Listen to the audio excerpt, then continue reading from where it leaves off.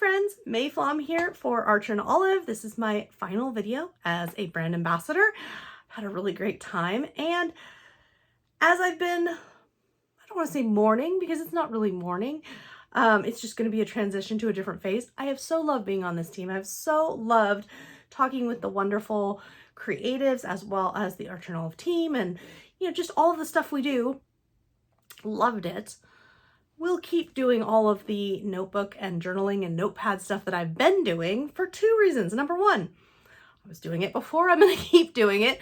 Number two, notebooks, notepads, journaling have had a tremendous and profound effect on my mental health and helping me through some of the hardest times. One of the, if not the roughest, one of the roughest years of my entire life. And that's, yeah, we're going to go there, and we're going to talk about how they, little piece of paper, have this little piece of paper help me. How have they helped me? What have I been doing? You already know what I'm going to keep doing, because in my last video, I talked about that. Those are all my traveler notebooks because I've got a project going on.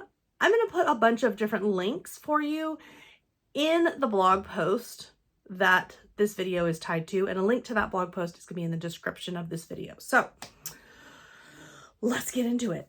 How have notebooks, how have journaling helped me through some of my darkest times? Not just this year, but throughout my life. How have they helped me? What is it that has been helpful? And what, when I rise up out of a period of darkness, right?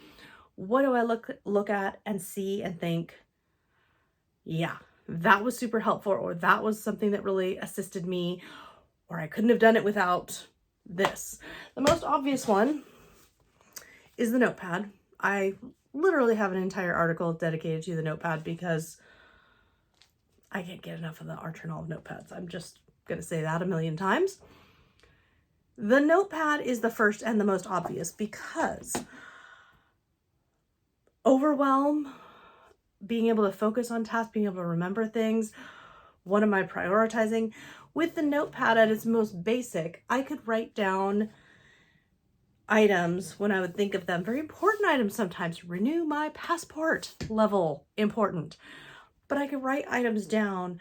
I could even write the items down, detach it, hang it on a wall somewhere so that I could have, okay, these are the items for this or for that. I could have separate lists. I actually at one point had them all over my closet door so that I could just see different things very visually and very clearly, and then have the satisfaction of crossing them off when I would complete them or handle them. So the notepads helped me when my brain just was fuzzy, blurry, didn't feel like I was getting things done.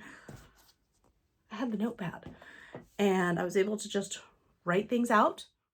That really, really was incredibly useful because that was incredibly practical, right? I'm expected to remember to get cookies for the class party or renew my driver's license or whatever it might be. There are things that I was expected to be able to do. This helped keep it somewhere very simple. And then when I was done, crumple it up, I won't crumple that paper, it's a new one. Crumple it up, throw it away, let it go, move on. So very temporary, but very helpful from week to week, and every single week for sure. By far, the biggest help has been letting out emotion. Positive, negative, angry, furious, frustrated, sad. Letting out emotion. And for a while, as you see in this video, I've got a little brace on my right hand, which is my dominant hand. I wasn't able to write with my dominant hand for a while this year. And that made me tired of it, made me frustrated, made me get in my notebooks and just make angry, frustrated, whatever art with my left hand. When I'd have use of it or to test out how recovery was going, sometimes I'd write a sentence or two with my right hand. But the thing is, regardless of which hand I'm using, this was a huge release of emotion, which we all know you don't need to keep things bottled up. You want to release those emotions and those feelings and keep things flowing. And that's exactly what I would do. Usually with some watercolor because it was very easy with my non-dominant hand. but let the feelings out and the thoughts out.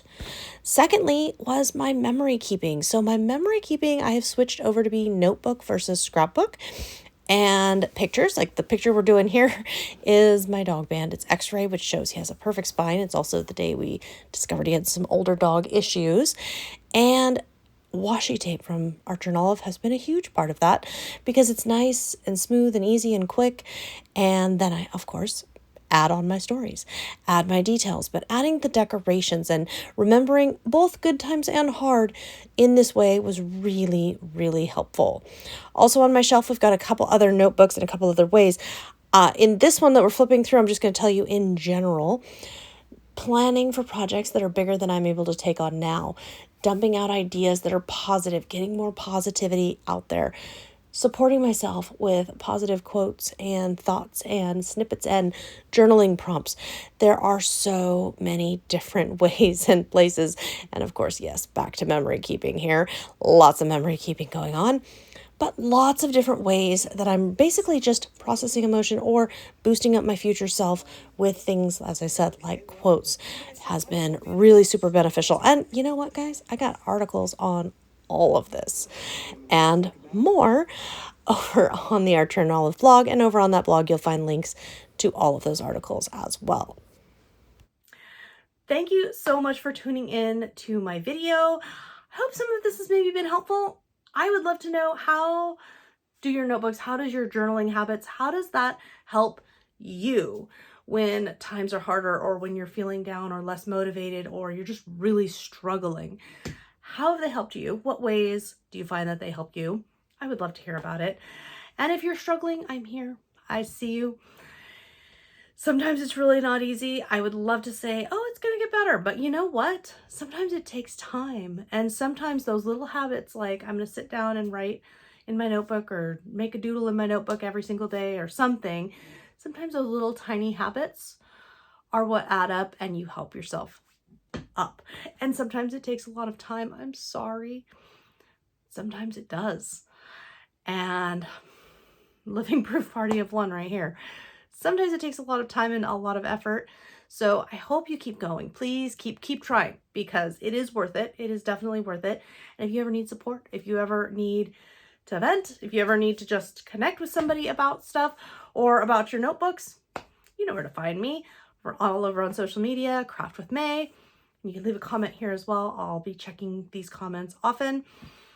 I wish you all the best, and I hope you have a wonderful, wonderful day, week, month, year, and life. Beautiful, beautiful life ahead. Thanks for joining me.